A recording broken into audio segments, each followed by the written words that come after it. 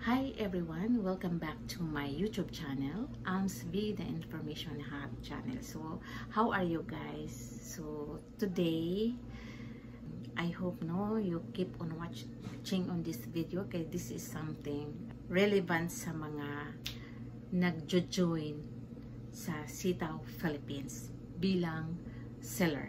Okay? I will make an honest opinion and sa mga na-discover ko about this platform sa Sitaw. Just for you to know guys, I am a dropshipper na. So, in terms of knowledge about being a dropshipper, alam ko, I am very familiar on this platform. Kasi, ginagawa ko na to for 5 years sa well-known at sa sikat na website, ab.com. Sila yung pinaka, para sa akin, isa sa mga trusted website talaga si AB. So, I've been with AB, I think, lagi, mga 5 years na guys. So, kaya alam ko sa ganitong platform. So, ito naman si Sitaw guys. Just to give you lang information, base sa akong understanding, kasi mayroong mga vloggers dyan na iba sila. So, direct sila kung anong pinaka-basic. Kina-compare na nila. So, sa mga vloggers, ang nakita ko sa kanila, kasi tinitingnan ko, very surface. So, kung ano lang nakita nila sa concepto, so, parang hindi sila naka-experience. Yung iba naman naka-experience parang, but dinididma nila kung ano ang pinaka-relevant nga dapat tingnan. Ito naman si Sitaw guys. Number 1 guys, ang pinaka nag-differ talaga comparing to sa iba, like Dropify. Ano sila guys? You will get the product from them. Ang gagawin mo lang is to publish their product from their warehouse. So, sa kanilang warehouse, wala namang product lang nakalista at hindi mo makikita kung kanino galing. Kaninong talagang galing o sila ba kaya ang naglagay sa warehouse, parang meron silang suppliers at saka binili nila, parang ganyan. Pero, I don't think so guys nga ganyan. Kasi, can you imagine, ipakita ko sa iyo kung gaano kadami ang produkto nila, ang quantity inventory bawat item. Meron silang 120,000, 10,000 bawat variant, ha. So, it's really a big investment para sa akin. It will cost billions ata guys, sa dami nilang produkto, bawat variants. Can you imagine guys, 100 pieces, 10,000 pieces, 15,000 pieces, 30,000 pieces, 50,000 pieces. Can you imagine? Bawat variant. When you say variant, yung kulay, the size, ganyan yan siya guys. Yan ang concept ni Sitaw. Sa kanila sa warehouse kanila, pili ka lang, tapos i-publish mo. Kapag may pumapasok na buyer, kapag may binta, tsaka ka na mag-funding. So, yan siya guys, ang konsepto. So, okay? So, yun ang konsepto ng Sitaw. Comparing naman sa eBay. Sa eBay kasi guys, ikaw yung mag-upload ng produkto mo, ikaw yung magsiset ng policy mo, sa shipping policy mo, at saka price at quantity. Lahat para ikaw. So, every time may pumapasok, tsaka ka na bumibili, tsaka ka na hindi yun funding kaysa, ang sa AB kasi, ikaw yung mag-purchase ng produkto. Tapos, ship out mo directly sa buyer. So, ang Sitaw guys, sabi nila, intermediary sila between the seller and the buyer. So, in this method sa kanila guys, ang napansin ko kasi, ikaw yung si shipper, ikaw yung si seller, wala ka nang gagawin, funding lang. Wala ka nang gagawin as in nothing, funding lang. Then whereas the other typical nga legit, the real guys, Yun ang sinasabi ko. Yung maghanap ng produkto mo, si source mo yung mag-ship direct sa buyer. Si AB naman kasi, si AB guys, iba din. At the time nga mayroong kang na-sold na item, in 3 days time guys, i-release yan ang funds mo sa Payoneer. Payoneer na kasi sila karon eh. I-release nila in 3 days time, whether na i-ship mo yung item or not. Ganyan yun. Dito naman si Sitaw guys, like again, funding ka lang ng funding. So yan sila. So, okay, I proceed for the ano guys ha, sa mga medyo doubt lang ako na medyo kumbaga hindi ako satisfied lang siguro ang right term para hindi siya negative para sa Sitaw Philippines. In fairness no, they are legit guys kasi mayroon naman silang mga permit in terms of operation ha, operation business legitimacy, meron sila. Ang first talaga nga napansin ko dito sa Sitaw guys, notification. Every time kasi ang may masold na item, wala kang ma-receive na notification.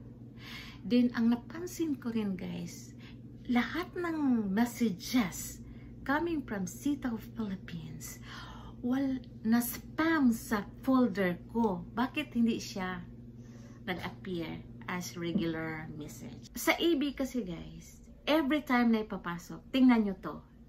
Every time, tingnan nyo to guys ha. Yan. May notification akong ma-receive na great news, may sold. Yan siya guys, tingnan nyo yan. So, yan. Mag-notify talaga. May automatic communication. Actually, ano yan siya guys? System generated. Automatic makapag-receive ako nga meron akong sold na item. Ito, yan ang first, ano ko guys ha, red flags para sa akin na hindi ako komportable. Red flags lang ang term natin. So, the second red flags guys, ito. Tingnan nyo to guys. Ito yung mga order ko. Lahat.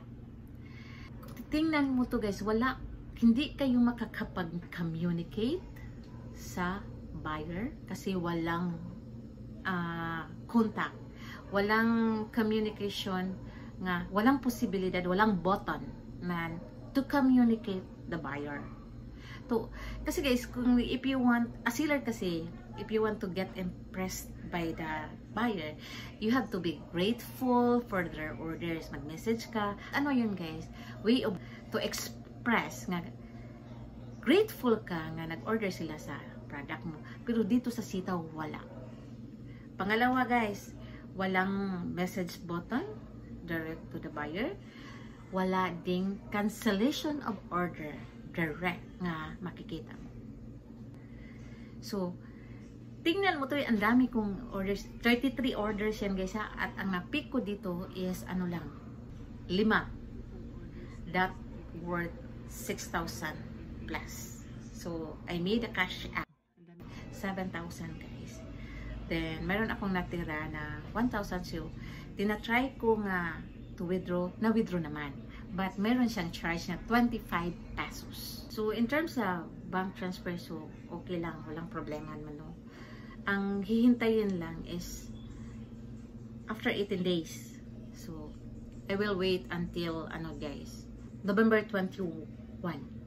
So, titingnan ko muna. So, yan siya guys. Yun ang pangalawang red flags. Ang pangatlong red flag guys, may isa dito guys na walang customer's name information. Tingnan nyo to. Grabe no? Paano yun? Bakit nagkaganon? Given that nga every time ka mag-purchase sa produkto, you really have to input your full name, email address, contact numbers, delivery address. At dito, bakit walang pangalan? At tingnan mo to guys, consistent talaga ang tatlong buyer pumapasok sa account. Everyday guys, 3.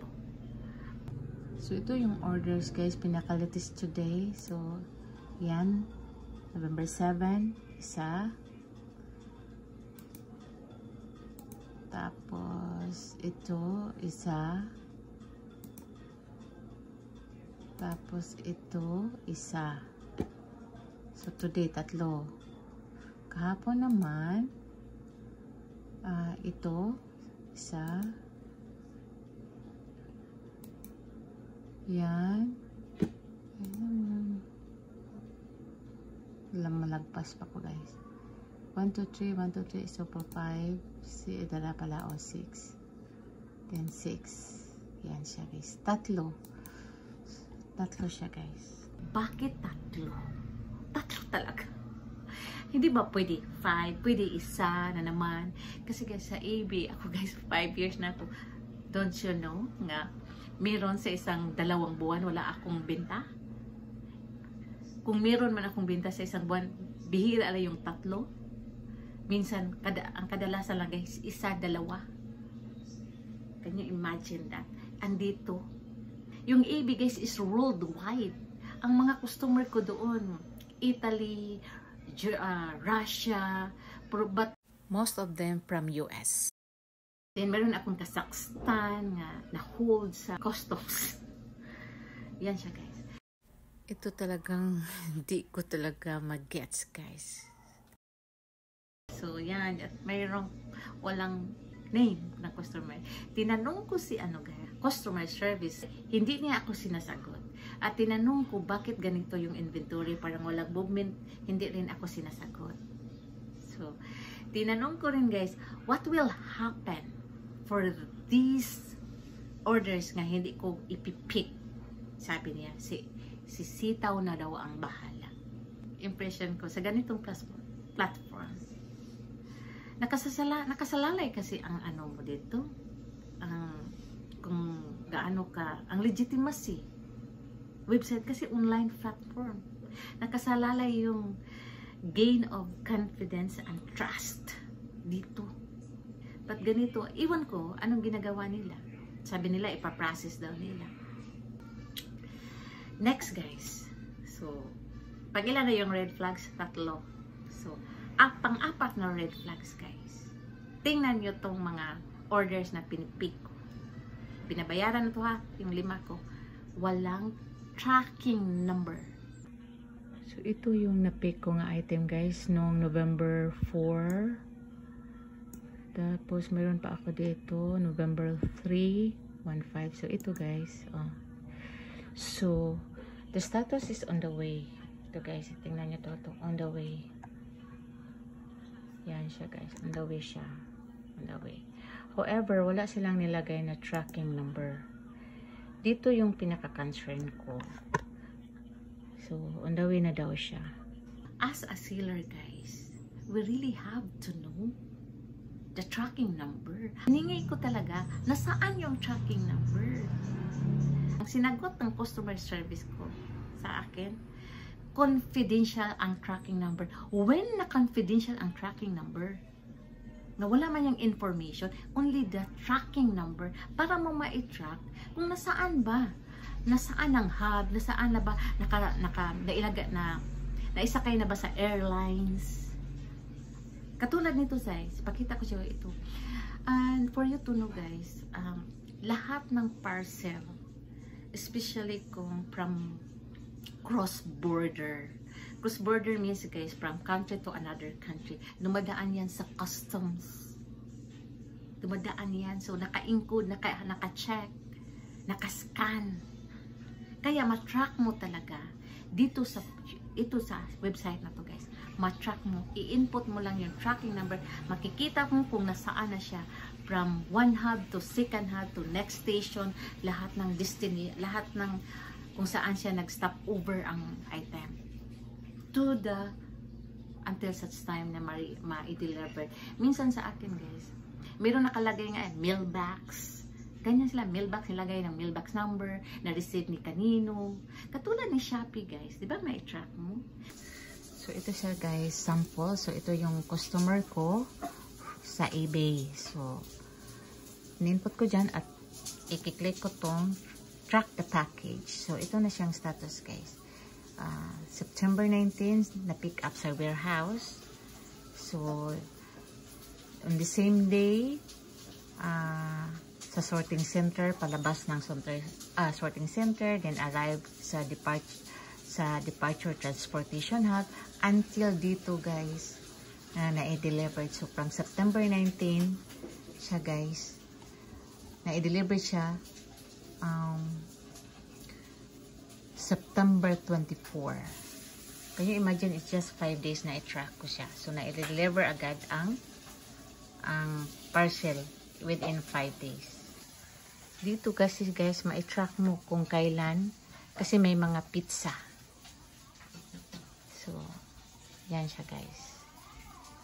Dito kasi si Sitaw guys, wala kang information nga mayroong hub sila, kasi wala silang pinakita yung business model nila, yung flow, wala. So, yan guys. Diba? So, yan, again, tracking number, ang importante pa, ang pinaka-importante. Kung masasabi mo mayroon talagang customer, bakit hindi mo malalagyan ng ng tracking number? Bakit? Hindi ba magta-track si customer? Magta-track ang customer. Hindi ko talaga mag-gets guys kung bakit hindi nila ma-disclose yung tracking number. Si buyer may karapatan mag-track kung nasaan na, kasi nagbayad sila. Diba? Tayo din as a seller, dapat nating malaman kung na-deliver na ba, kung nasaan na ang item. Kaya usually, ang sabi na intermediary sila. Intermediary. So, there must be communication. Makakapag-communicate tayo. Si seller at si buyer, dapat, kung mayroong mga question, si buyer, the usual guys, si buyer at si seller makaka-communicate.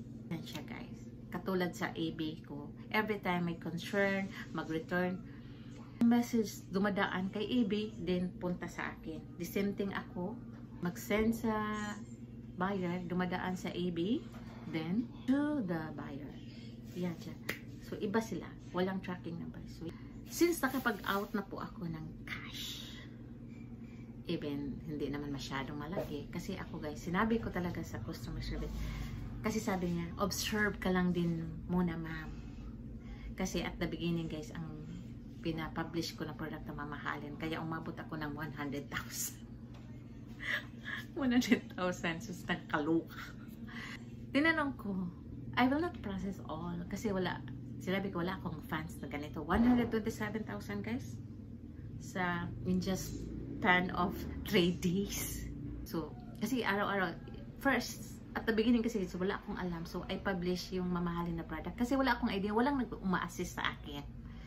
So, yun, tinawagan na ako na, ma'am, palitan mo yung item mo kasi paano yung mag-order ng 3, which totoo naman, sinasabi niya. So, parang, naka-plat na daan. Naka-plat na pala siya, ang tawag. So, yan. Okay, kasi kung ako guys like, sa platform talaga, si AB, automatic cancellation siya guys, in a period of 7 days, hindi mo ma-ship, automatic cancellation. Dito walang automatic cancellation. Ang sabi nila sa akin, si Sitaw na daw bahala sa mga item nga hindi pinipik. Okay, yan sila. I respect. So, ganyan yung nila. Pero para sa akin, hindi. Very big question sa akin nga ina-allow nila yung seller nga hindi mag-process, hindi mag-pick. Can you imagine, 33, pumasok sa akin, I think, 36 na kasi araw-araw. Na siya guys, 36 buyers sold. At ang pinaprocess ko is only 5. Kasi nasa trial stage man ako. Actually, I received notice sa kanila nga below for, standard ang processing rate. So, mapinalize ako. I don't care. Nasa stage pa akong na evaluation. So, since nakapag-out na ako ng cash dito guys, so I decided to create an account as a buyer. So, unfortunately guys, ito nakapag-process na ako. Ang payment ko through automatic bank. So, ito guys, tingnan nyo to. So, here's guys, mayroon akong order, isa. So, yan ang dashboard nila guys. So, dito natin makikita dito sa order history. So, yan ang order ko. kahapon to siya. So, in just a matter of 5 minutes, ni-cancel nila. So, yan siya guys. Nagtaka ako, wala mang cancellation button dito sa, doon sa buyers. At wala rin akong na-receive na I place an order. Then, na-cancel yung order ko, notice. Wala guys dito. Yung email dito guys, ni Sitaw is verification only. Yan. So, wala akong na-receive na may I place an order, cancel yung order ko. Unlike the typical na website, Lazada ka man, mga e-commerce guys, nga business platform, mag-notify talaga about sa in-order mo. Ito yung in-order ko, I order worth 200 pesos.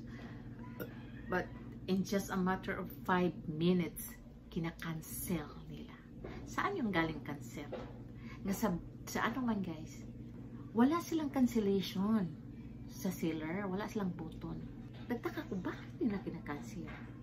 So ito guys, yung grabe yung ano ko guys, impression ko dito, mga questionably talaga. I am really very sorry, but questionably.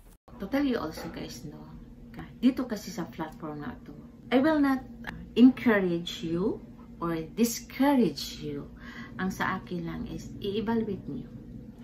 Try to read sa mga review, lalo na sa review na sa Reddit, kasi maraming mga nag-share. Sa akin kasi guys, ang sa akin lang, as soon as my tracking number ito silang pinoprovide, visible, I will go for this platform. I will continue.